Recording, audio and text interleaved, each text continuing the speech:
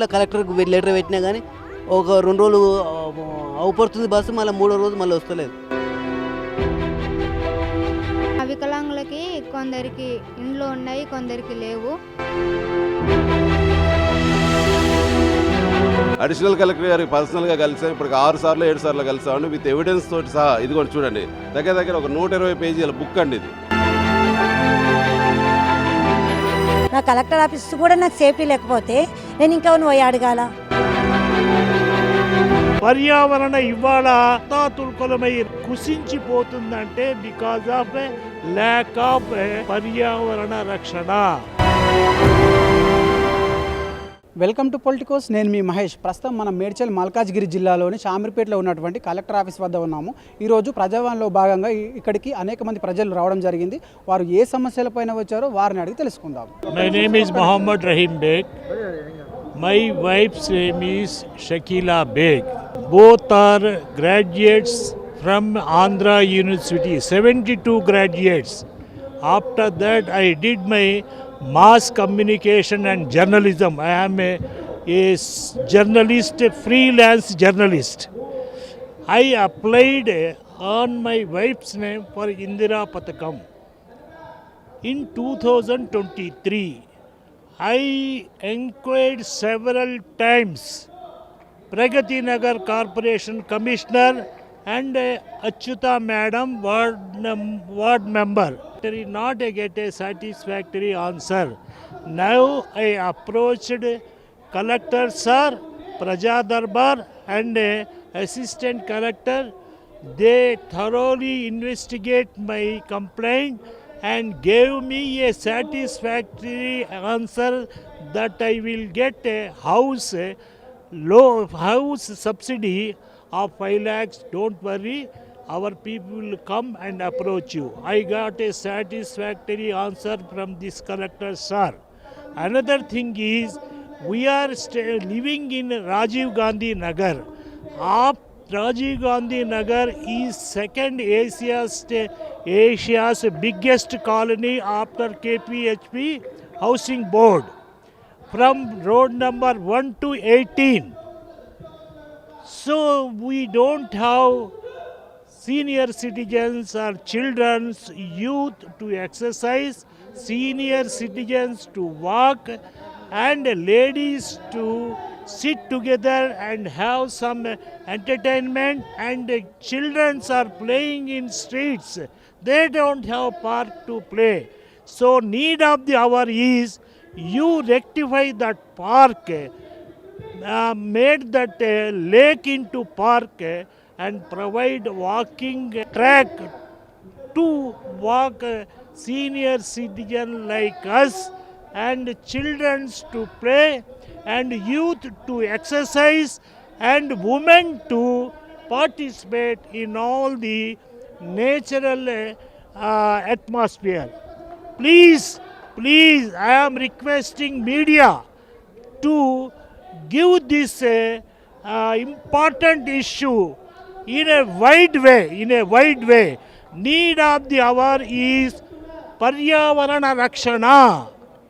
పర్యావరణ ఇవాళ ఇన్ని రేంజ్తో ఇలాగా అతాతుల్కొలమై Rangareddy district, Mahabubnagar district, even Hyderabad కూడాను కుసించిపోతుందంటే బికాజ్ ఆఫ్ ల్యాక్ ఆఫ్ పర్యావరణ రక్షణ.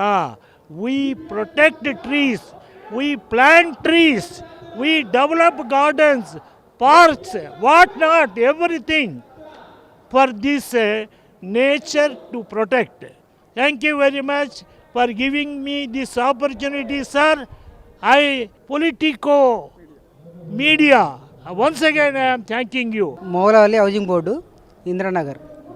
2016లో డబుల్ బెడ్రూమ్ ఇల్లు గురించి పెట్టాను. మీ సేవలు అప్లై చేశాను.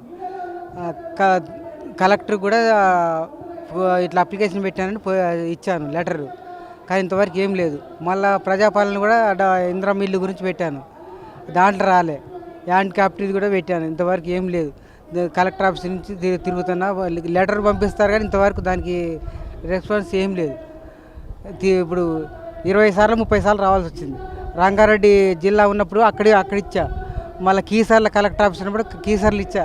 మళ్ళీ ఈడ కూడా 15 సార్లు లెటర్లు ఇచ్చారు, ఇంతవరకు ఏం లేదు. దాని గురించి తిరిగి కాళ్ళు అరుగుతున్నాయి కానీ ఇల్లు రావటం అయితే లేదు.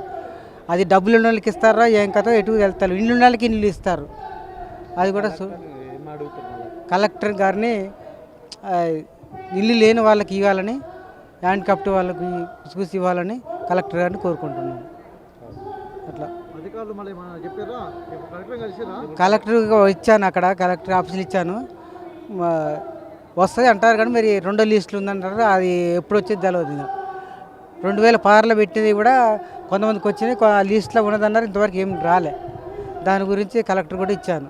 నా పేరు సుమలత. మేము బాలాజీ నగర్ వికలాంగుల కాలనీ నుంచి వచ్చినాము. మా ప్రాబ్లమ్స్ ఏంటంటే మా వికలాంగులకి కొందరికి ఇండ్లు ఉన్నాయి, కొందరికి లేవు. ఆ ప్రాబ్లమ్స్ వల్ల వచ్చినాం. మాకు గతంలో ఎన్ని సంవత్సరాలు అయిందో తెలియదు నాకైతే. అవి పెయింటింగ్ పోయింది, కొన్ని డ్రైనేజ్ ప్రాబ్లమ్స్ ఉన్నాయి, రోడ్డు ప్రాబ్లమ్స్ ఉన్నాయి. మళ్ళీ అందులో ఇంకా ఏంటంటే మాకు భగీరథ వాటర్ లేదు, మా పిల్లలు వాడుకోనికి కూడా పార్కింగ్ మాకు అలాంటివి ఏం లేవు, మాకు అంగన్వాడీ కూడా లేదు. మేము స్కూల్ పిల్లలను తీసుకురావాలంటే చాలా ఇబ్బంది అవుతుంది. విషయం వల్ల మేము మేము అందరం కలిసి కంప్లీట్ ఇద్దామని చెప్పేసి ఒక లెటర్ రాసుకొచ్చి మేము ఇచ్చినాం మేడం. అది మాకు తొందరలో కావాలి. చాలామంది కొందరికి వికలాంగులకు వచ్చినాయి కొన్ని ఇండ్లు, కొందరు రానోళ్ళు చాలామంది రెంట్ కట్టుకొని ఉంటున్నారు. ఆ రెంట్ కూడా పెన్షన్ వల్లనే వాళ్ళు కట్టుకోవాలి. ఇప్పుడు నాకైతే భర్త లేడు, నాకంటే ఒక ఇల్లు ఉంది, ఇక పర్వాలేదు. కానీ లేనోళ్ళు చాలామంది అన్నకు లేదు ఇల్లు, అన్నకు లేదు ఇల్లు, లేదు పెన్షన్ లేదు. అట్లాంటి వాళ్ళ వరకు మేము అందరం సపోర్ట్గా ఉండి మా ఇండ్లు మాకు కేటాయించాలి లేనోళ్ళకి అని చెప్పేసి 150 ఇండ్లు మా కాలనీలో ఖాళీగా ఉన్నాయి. అవి మా లేనోళ్ళ పేరు మీద మాకు ఇవ్వాలని చెప్పేసి మేము లెటర్ రాసుకొచ్చి ఇచ్చినాం సార్. థ్యాంక్ యూ సార్ ఈ అవకాశం ఇచ్చినందుకు. నా పేరు బూడిది రమేష్ గౌడ్, బాలాజీ నగర్ వికలాంగుల కాలనీ. మాకు హ్యాండిక్యాప్లకు బస్ సౌకర్యం లేదు, మాకు రోడ్డు కూడా లేదు, బస్సు వస్తలేదు మా కాలనీకి. ఇంత మునుపు ఒక 5-6 ట్రిప్పుల బస్సులు వచ్చేది, 24B 24D ఇవన్నీ వచ్చేది. ఇప్పుడు బస్సే లేదు. రోడ్ మొత్తము ఎప్రెస్ కాలనీ నుంచి వికలాంగుల కాలనీ వరకు రోడ్ మొత్తం పప్పు అయింది. మా బండ్లు కింద పడిపోతున్నాయి. మాకు బస్ సౌకర్యం కావాలి.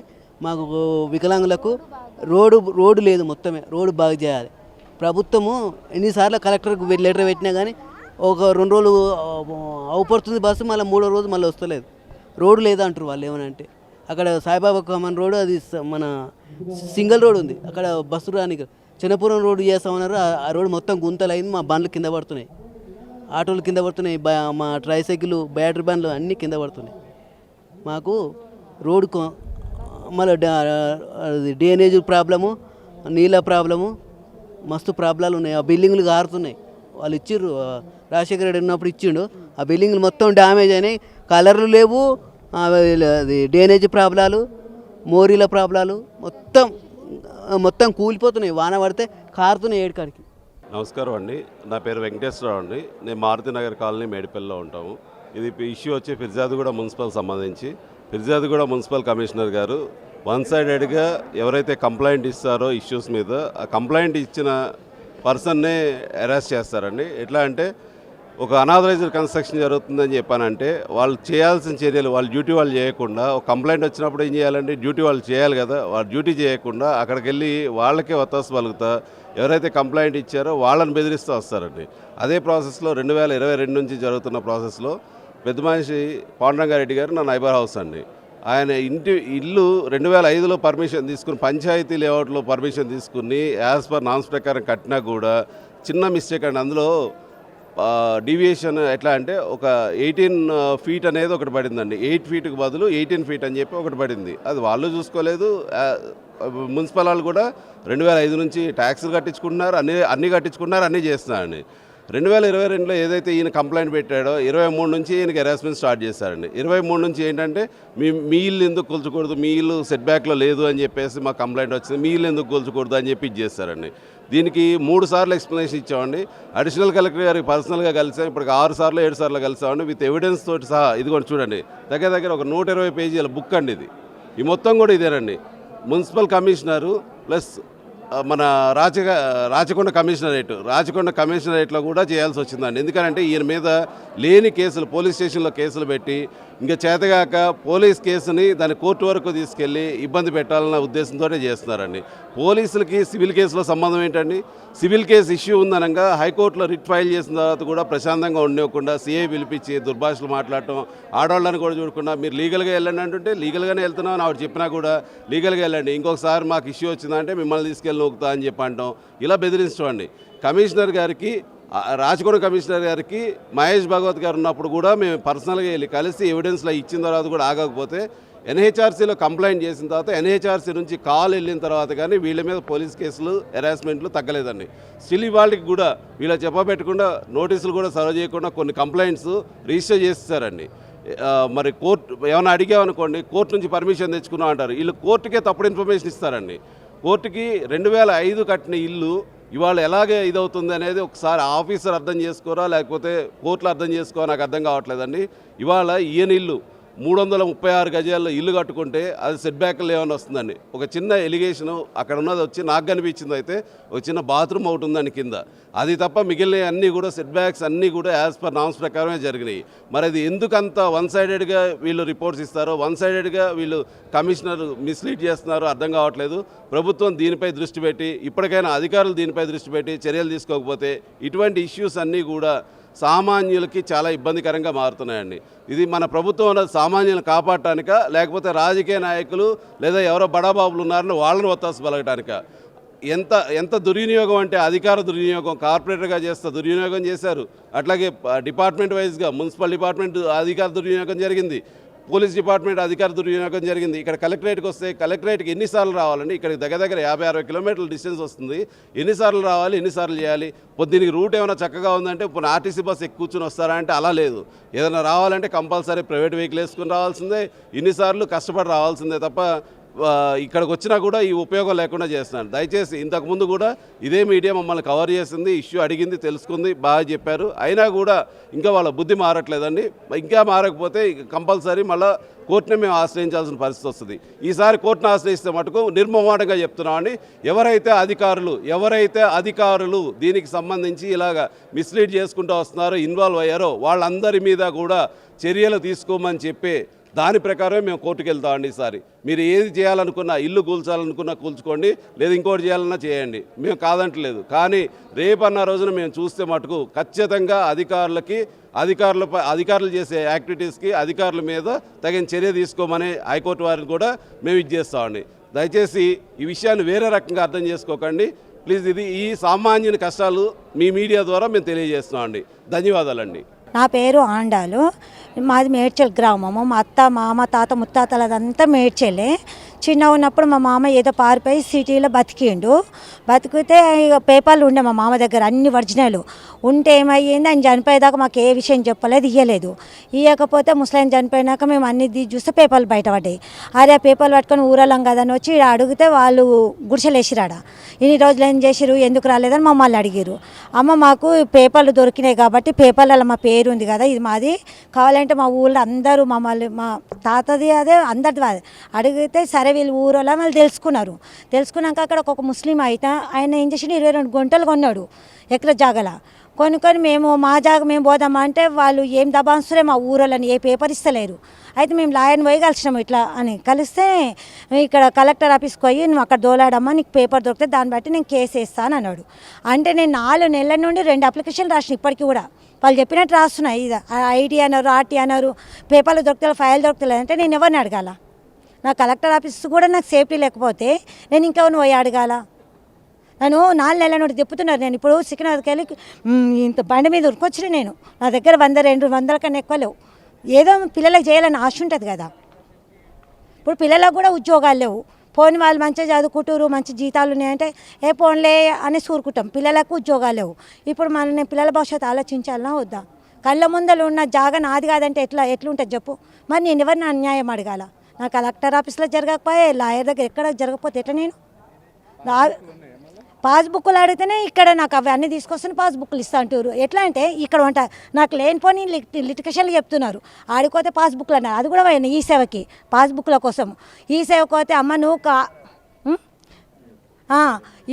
ఈసేవకు పోయినా పాస్బుక్ల కోసము, నువ్వు అన్ని పేపర్లు తీసుకొస్తే నేను చేసిస్తాను. సరే కలెక్టర్ ఆఫీస్లో పేపర్లు అన్నీ ఉంటాయి, దీన్ని బట్టి మేము మాట్లాడుకొని చేయించుకుంటామంటే ఇక్కడ పేపర్లు దొరుకుతలేవు అంటారు. మరి నేను ఎవరిని అడగాల, న్యాయం ఎవరిని అడగాల? నాకు న్యాయం ఉన్నాయి, పానీలతో సహా ఉన్నాయి. అందులో పానీలలో అందరు పేర్లు వచ్చినాయి, పట్టాదాలని వచ్చినాయి. మాది కళ్ళ ముందర జాగా అనిపిస్తుంది, పానీలు ఉన్నాయి. వాళ్ళు వేసలేరు కబ్జా మీద, ఊరాలు దబాన్సులు ఇవ్వకండి అని. వాళ్ళు ఊరాళ్ళు ఉన్నారు కదా, వాళ్ళు ఏం చేస్తున్నారంటే వాళ్ళని ఇవ్వనిస్తలేరు. ఎంఆర్ కోడికి పోతే పేపర్లు ఇవ్వనిస్తలేరు. వాళ్ళు భయపడుతున్నారు. భయపడి వాళ్ళు ఏం చేస్తారు, ఆడుకో ఈడుకొని చెప్తున్నారు ఊకనే.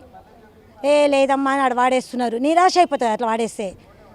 ఇక నేను లాయర్ని పోయి అడిగితే లాయర్ అన్నాడు, నువ్వు కలెక్టర్ ఆఫీస్కి పోయి పేపర్లు తీసుకురా, దాన్ని బట్టి ప్రాసెస్ అవుతాను అన్నాడు. ఈడికోసం 4 నెలల నుండి తిప్పుతున్నారు. ఈరోజు ప్రజావాణిలో భాగంగా ఈ కలెక్టర్ ఆఫీస్ వద్దకి బాలాజీ నగర్ నుంచి వికలాంగుల కాలనీ నుంచి కొంతమంది రావడం జరిగింది. వాళ్ళకు రోడ్డు సౌకర్యంగా లేదని చెప్పేసి, అది రోడ్డు అంత గుంతలుగా ఉందని చెప్పేసి వాళ్ళు వ్యక్తం చేస్తున్నారు. అదేవిధంగా వాళ్ళ వాహనాలు వెళ్ళడానికి కూడా చాలా ఇబ్బందిగా ఉంది, అవి కింద పడే ప్రమాదం ఉందని చెప్పేసి వాళ్ళు బాధపడుతున్నారు. అదేవిధంగా ఇల్లు కూడా నిమ్మొచ్చి, వర్షాల కారణంగా నిమ్మొచ్చి అవి కూలిపోయే ప్రమాదం ఉందని చెప్పేసి వాళ్ళు వ్యక్తం చేస్తున్నారు. కలెక్టర్ గారికి వాళ్ళు ఒక లేఖ రాసి ఇచ్చారంట. కలెక్టర్ గారు దాన్ని మేము అధికారులకు తెలియజేస్తామని చెప్పేసి వ్యక్తం చేశారంట. దాన్ని వాళ్ళు ఆనందంగా సంతోషిస్తూ వాళ్ళు వాళ్ళ సమాచారాన్ని మనకు తెలియజేయడం జరిగింది. అదేవిధంగా నిజాంపేట నుంచి వృద్ధులు రావడం జరిగింది. వాళ్ళకు ఇందిరమ్మ ఇల్లు శాంక్షన్ అయిందని చెప్పేసి కలెక్టర్ గారు తెలియజేశారంటే దానిలో వాళ్ళు కూడా ఆనందాన్ని వ్యక్తం చేశారు. మరి దీనిలో భాగంగా కలెక్టర్ గారు ఎల్లవేళలో కూడా మేము అందుబాటులో ఉంటామని చెప్పేసి తెలియజేశారని వాళ్ళు తెలిపారు. కెమెరామెన్ శేఖర్తో రిపోర్టర్ మహేష్. కలెక్టర్కి లెటర్ పెట్టినా కానీ ఒక 2 రోజులు అవుపడుతుంది బస్సు, మళ్ళీ 3వ రోజు మళ్ళీ వస్తలేదు. వికలాంగులకి కొందరికి ఇండ్లు ఉన్నాయి, కొందరికి లేవు. అడిషనల్ కలెక్టర్ గారికి పర్సనల్గా కలిసాం. ఇప్పుడు 6 సార్లు 7 సార్లు కలిసామండి, విత్ ఎవిడెన్స్ తోటి సహా. ఇది కూడా చూడండి, దగ్గర ఒక 120 పేజీల బుక్ అండి ఇది. నా కలెక్టర్ ఆఫీస్ కూడా నాకు సేఫ్టీ లేకపోతే నేను ఇంకెవరిని పోయి అడగాల? పర్యావరణ ఇవాళ తాతుల్కొలమై కుసించిపోతుందంటే బికాజ్ ఆఫ్ ల్యాక్ ఆఫ్ పర్యావరణ రక్షణ. Please subscribe to the channel and download the Politicos app from the links in the description.